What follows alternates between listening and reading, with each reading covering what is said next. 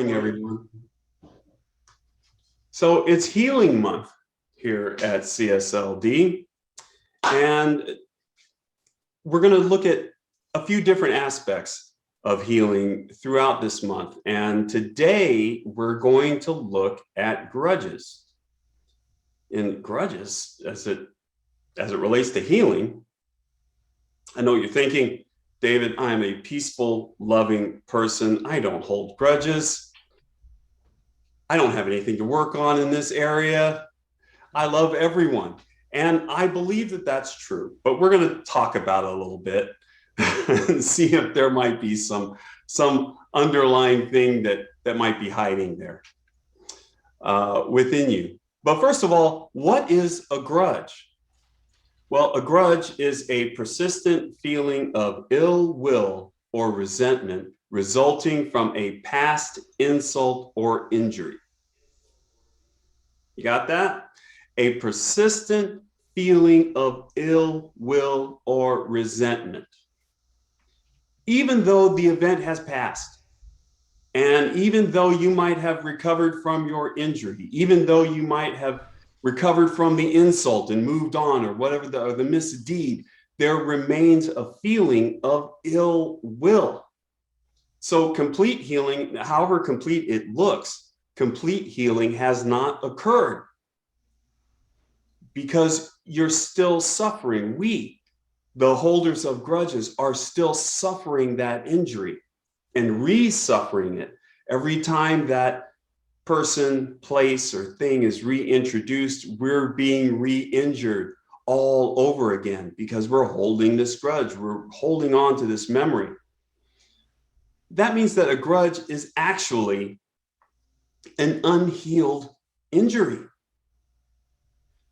And we don't have to walk around with unhealed injuries, doing things to us, influencing us, affecting our thoughts. And how do we identify a grudge anyway? And what do we do once we identify it? So, how do we identify a grudge? Well, a grudge is more than just kind of a bad feeling. A grudge is war. Okay, when this person or individual or place, when this thing comes up in conversation, and just by happenstance, you get a feeling. You get a feeling inside of your body. And those thoughts of that person are immediately followed by expletives, cursing, ill will, resolve, that you're never going to get over this. You're not going to let that person off. They're not just going to do what they did and get away with it. You're going to remember, and you're going to intensify that memory with this grudge. That's how I hold grudges. And yes, I know it is a surprise. It may be a surprise, but I too hold grudges. I know my wife is over there rolling her eyes right now. But I've been known to hold a grudge or two. But I'm working on it. And I'm working through it. I'm working at every time one comes up, I am working on it. I really am, Heather. So just know this. But why not have a grudge? You know, society encourages us to hold grudges, to remember when misdeeds were done to us, to always remember. You know, we're always encouraged, remember, remember, remember. But we're never encouraged just as much to forgive, forgive, forgive. Oneness, togetherness. We're all in here together. No, that isn't something that comes with our remembrances of bad times. We just remember the bad, and we may be happy that we survived, that we're here now, that we were able to get beyond and get past that event. But we're always encouraged, remember what happened. Remember and hold that grudge. So grudges, large and small, are supported by society. So it's not our fault that we hold a grudge. Okay, we're encouraged to by our world around us. And even to the degree that we may believe that, or we may hold the belief that that holding a grudge is just our way of staying safe, remembering what happened to us. And so making sure that the same thing never happens again.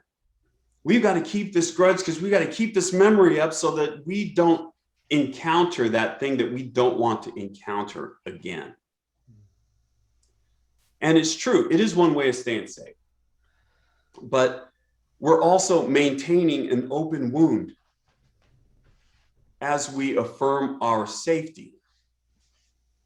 And we don't have to do it that way. There are other ways for us to be safe, to learn from the past, and still know that we are whole, perfect, and complete inside, and still know our own personal wholeness without having to rip open this wound every time we hear a name, every time we see a face. So why get over the grudge? Why do it? If society promotes it, it feels natural for us to do. Why should we try to get over it? Well, there's that open wound thing. And there's also the ill will itself. If you think about what is ill will, that is wishing bad on someone else, knowing bad is going to happen to someone else. And we can call it a lot of things. We can call it karma. A lot of people mask their grudges and saying in declaring karma, oh, karma's going to catch up with you. Oh, when karma catches up with you, oh, it's on. And that is our way of being spiritual and holding a grudge at the same time, is declaring this cycle of karma that's going to come around and really knock them for a loop. But really, ill will, they are our curses. It's a way of cursing someone, not just cursing them in name, but applying a curse to them. And curses are negative affirmations. Okay, they're declarations of negative beliefs. For example, and this is an easy example, I'll bring up driving again. You're driving in a car. Someone zooms past you, going 10, 20 miles an hour faster than you are on the freeway. They swerve, just barely missing you. And the expletives start to rise up in you. You get righteous. You're obeying the law. You're doing what you need to do. And this person is just, with complete disregard of the law, speed laws, safety laws, whatever, is just tearing past you, going way too fast, cutting in front of you, going way too close to you.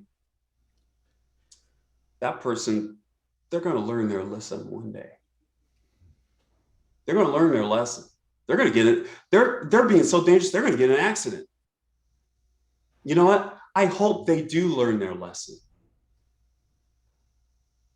And that all seems natural. It's natural. We know we live in a world that is a constant feedback loop of what we're putting into it and what we get out of it. And we're just recognizing the obvious when we say that that person is, something bad is going to happen to that person. And we kind of soothe ourselves with the thought of the badness that is coming to that person, with the ill will that we have for that person. We're using that to soothe ourselves and to calm ourselves down. Oh, calm down. Don't get too upset. Something's going to happen to them. But that belief that something is going to happen to them, and the underlying belief that that something is going to be negative, it's going to result in an accident. That person's going to get in an accident. They're going to get in a crash, and they're going to hurt themselves. But the thing is that none of us lives in a vacuum. That person that just zoomed by you might have kids, might have a husband or a wife, mother, a father, people that care about them, people that love them, people who have their fate intertwined with theirs. And the karma that we are knowing into existence, the comeuppance that we're knowing into existence, could happen when he's got his twin infants in the car. He's rushing around, he gets in an accident, and it's not only him, the perpetrator, him or her, that pays the price, but it is also the people that he has with him or her. The people that they have with them also are being affected by our curses, by our ill will. Okay, it's kind of like a shotgun approach. You can't really control it. You're just throwing ill will in one direction, knowing that it's going to hit that person, but it's going to hit all kinds of other stuff too. We can't take a laser and specifically direct our ill will at one person, because one person, no person is alone. So we all have these lives. So what we wind up doing is wishing ill will on that person and people that they are connected to. We're looking for the bad to happen. We're calling the bad forth. We're believing in it, and we're throwing it at someone else. And so this is not a cycle that we want to get involved in. We don't want to have a hand in someone's demise, no matter how richly we may think it's deserved. We don't want to be on the other end of that. We don't want to initiate anything bad that's happening to anyone. And we don't want to initiate it for a few different reasons. Number one, we don't want to bring anything bad into the world, period. We don't want to bring anything bad into this world, even if it's someone that we may believe deserves it. If I had my druthers, really, that person that just blew past me, yes, maybe they would learn a lesson. Maybe they learn that lesson by seeing something on TV that wakes them up. And then they don't have to get into an accident. They can get in a conversation with someone, say a couple of words, that unlocks something in their mind, and they think, boy, you know, I drive around like an idiot. I shouldn't do that. There are an infinite number of ways that God, that the universe can get the message across to someone without having to destroy their lives. God moves in mysterious ways and in every way. So we don't have to be in charge of how that person learns their lesson. We don't have to be in charge of how that person stops doing what they're doing. Instead of a grudge, we could issue a blessing. I hope you learn to consider other people. And I hope that lesson is a lesson of love that unlocks love in you. It feels kind of hard to bless someone that's just disrespected you, someone that's just done you wrong. It's counterintuitive. Okay? Someone does me wrong, I'm going to do you wrong right back. And if I'm not going to do it physically, I'm going to do it in my mind. I'm going to believe things about you, bad things. It doesn't do anything but introduce bad into the temple of good that you are. We don't have to curse anyone. And any blessing that you give outweighs a curse 100 to 1, 1,000 to 1. Because when we bless, we're aligning with the truth of the goodness of God. Another reason that we never want to curse is that we believe in oneness. Throughout New Thought, throughout Science of Mind, throughout this teaching, we affirm oneness at every turn. At every turn, we are one. We are united. You cannot separate us. You cannot separate us. You cannot separate us from God. We are all inseparable, except for you. You, I curse. You, the person that I don't like, I'm going to wish bad things on you. We're all one. And then I'm going to curse one of the all one. So if you think about it, when we affirm oneness and we curse someone, who are we really cursing?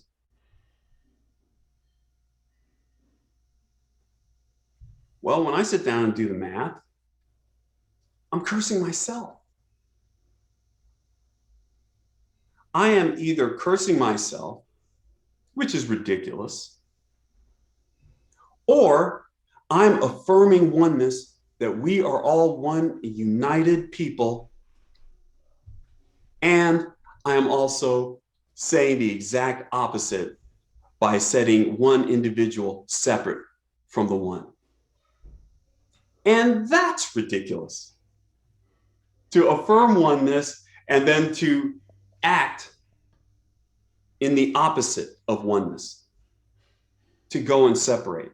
Neither one of these things make any sense. And as we develop as spiritual beings, as we grow, we've got to make sense with our thoughts. That makes our healing much richer. That makes our forgiveness richer, deeper, more meaningful. And the healing can reach down deeper within us. But we must be consistent with our thoughts. If we believe in oneness, then we must act out of oneness at all times. So the last reason that we don't want to promote these grudges, that we want to find a way to end our grudges, is that our grudges affect our choices. If we've got some wound that we are affirming stays open with our grudge, then that affects the amount of love that we can put out into the world, because we're holding these two different positions. We're saying, oh no, this person's separate. I can't care about this person. I can't do anything with this person. This person is, I'm at war with this person. We're affirming that, and yet we're affirming that love is all there is, and that we're all made out of love. We are fighting against the love that we believe in by promoting, by holding on to these grudges so tightly. So what do we do? How do we get over this stuff? You know, some of my grudges are like really deep, and they're like over very serious things. Very serious offenses to me, to my family. Well, I'll tell you, of all the different kinds of grudges, one of the deepest grudges to me is when I have a grudge against someone for something that they did to my family. And I'll tell you a story of how I worked through a grudge. So my wife, Heather, she had a job a while ago, and she got a review. And this is many, many years ago. and her boss, her work environment had changed, and some things had started. They started some policies that she didn't really like, and and they reworked her office, and she didn't really like that, and all of these things. Well, then the last thing that happened is that she got a new boss, and this new boss did not like her. And I don't know if you've ever worked for someone that doesn't like you, but it's no picnic. And this boss made it no picnic for Heather. And I would hear about this every day, about things he would say, things he would do. And all of these things culminated into an annual review. An annual review which was scathing. And just let me tell you, and I may say I'm bragging about this. I might be bragging, but Heather is excellent at her job. Okay, she's conscientious. She's always trying. She's always learning. She's always developing. She's growing. She's helping out. She's mentoring. I mean, she's doing great stuff. And I know this because I used to work with her. And her work ethic hasn't changed. So this person was saying all of these things in this review. Oh, you're this, you don't do this, and now you miss this, and and all of these things, and made things up and put them into the review. And Heather came home and she told me about all this, and I'm seething. I'm seething. And the protector in me rose up. And I'm like, I want to go to her office. I want to call this guy. I want to meet him out in the parking lot. I want to protect. I want to do something. I want to act. But there wasn't anything that I could do. I can't go down and talk to the guy. I can't do the things that I want to do. So I do the thing that I can do. I build a grudge. I build a grudge. And every time that person's name is mentioned, I curse it. How dare you do that to my wife? How dare you? And so that all felt right and good. I am defending my wife. This person is wrong. We are right. We are righteous. And I've got this grudge and I am not letting it go. And I have no reason to. Absolutely none. So for years, I carried this grudge. Every once in a while, he'd come up in conversation. I'd get that feeling. I'd have all those old feelings well up in me. And I'd hold on to that grudge and I'd tear open that wound and I'd make sure that it was good and raw. And then I still felt the same way with the same vigor. Man, if I ever saw that dude on the street. I mean, I was very upset with him. Up until I'm preparing for this month. I'm preparing for this talk. And I'm realizing I still got it because I still feel all of that angst that I felt towards him. But then I'm talking to you about giving up grudges. So what do I do? Well, we start talking about it. We start talking about it. The end result of that review was that she said, okay, that's the straw. She starts looking for another job. And Heather finds another job. And the job that she found paid more money, had more responsibility, had the features of the job that she was looking for. She learned new things. She learned new skills. She grew. She emerged. She learned new things. I mean, it was terrific. None of the things she would have learned at that other job. But all of these things that she's learning at this new job have just transformed her, and she has opened up like a flower, and it has been terrific. She never would have gone to that job if her boss didn't do what he did. If that circumstance didn't happen, my wife is also a good soldier. She will stick in there and she will stay and she'll be loyal and she'll stick it out. God bless her. And she might not have ever been moved to leave that job. But these conditions caused her to look elsewhere, and finding that other job was a good thing in her life. And we all benefited from that. So now we go back to the grudge and we examine that. Oh boy, how do I deal with this? I almost have to be grateful to him. Almost. It's so difficult, but it's undeniable. When our hearts and our minds are yearning for change, and we get signposts along the way saying, hey, remember that change that you wanted? Here's a hint for you to get that change. Here's a hint, here's a hint. And Heather had been getting hints all along. And then the hints will get louder and louder from the universe, from God telling you, hey, remember this thing that you wanted? I'm giving it to you. I'm moving you on.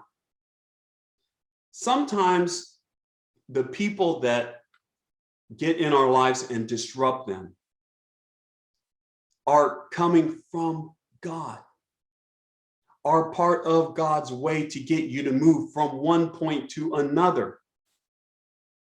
It's all about perspective. And if we start looking at this individual from this perspective, then we have to be grateful. Grateful to Spirit, grateful to the universe, grateful to God for making this happen, for using this person as a means of communication to get me from one place to another. Message received. So we have an avenue now. We have an avenue to let this guy off the hook. We have an avenue to free him from our prison in our mind. We have an avenue to forgive. And not only forgive, we have an avenue of gratitude. And it is possible. So how do we do it? How do we get over the grudge? Well, I got over this grudge by first opening that door of possibility. That door of possibility that I had closed, barred, welded, glued. That door of possibility was shut when it came to this guy. Okay? So what it took for me to get over that was to start dismantling that door. Take that glue off, loosen up those rivets, and take that soldering off, and open the door just a crack. Just a little tiny bit. Open the door of possibility that you can forgive. Open the door just a crack. That's all God needs. All God needs is you to believe in the possibility of forgiveness, in the possibility that you could get over this grudge. That is all the space that you need to give the infinite. We're dealing with the infinite. So even if we've got a little pinprick of possibility, it doesn't even have to be a crack in a door, it could be a pinprick of possibility. The infinite will come rushing in and start to work. And as soon as I opened that door a crack, as soon as I declared, I'm ready to get over this grudge, that's how you open the door. As soon as I declared that, this new perspective came in, these new possibilities, we talked, we found that we grew, that we thrived as a result of this. All of those details came in. And it will be different for everyone. It's different for everyone. It's different for every grudge. Okay? But the one thing that isn't different is how you open the door. And you do it with a declaration that you're ready to let it go. And to know that God is on the other side of that door, ready to help you. Ready to help you do what you declared you were ready to do. God is there for you at all times, listening. And we don't want God manifesting the negative for us and us delighting in the negative. Oh, look, that person got their comeuppance. Hallelujah, it happened. We don't want to revel in the negative. We want to live in love now, in this world that works for everyone. So we have to be very cognizant of what we're thinking and the kind of energy we're putting out into the world. So for your homework, find a grudge. Now, I know your mind might go to the biggest grudge that you've got. And believe me, there are some big ones out there. Some grudges, there are levels to this. Some grudges are easier to let go of than others. And since we're just journeying into this realm of picking grudges and actually consciously, purposely getting over them, let's start small. Pick a small grudge and declare that you are ready to get over it. It could be a grudge against a person, a place, or a thing. Okay? For most of my life, I held a grudge against zucchini. Anytime anybody brought up zucchini, oh no, I've had zucchini before, I don't want it. I've had it one way, one time, and now I know everything that I need to know about zucchini. No, thank you, I'll pass. That's a grudge. I don't have to feel that way about zucchini. It turns out zucchini is wonderful. And there's a million different ways you can prepare it. And so we had some zucchini dishes, and my wife, Heather, she's a great cook. She fixed up zucchini in a different way. And I'm like, I can't believe I'm having zucchini and I like it. So it doesn't matter the grudge. The only thing that matters is that you find something that makes you feel negative inside, that brings about that ill will, that opens up that wound that you thought was closed and healed. Pick anything that brings up those negative feelings for you and seek to get over them. Declare that you're ready. I'm ready to live in the positive without accentuating the negative. I'm ready to be healed of this grudge. I'm ready to be healed of these feelings. Declare it and know that it's true and watch what happens. Get ready for change. All right. So let's take that into prayer.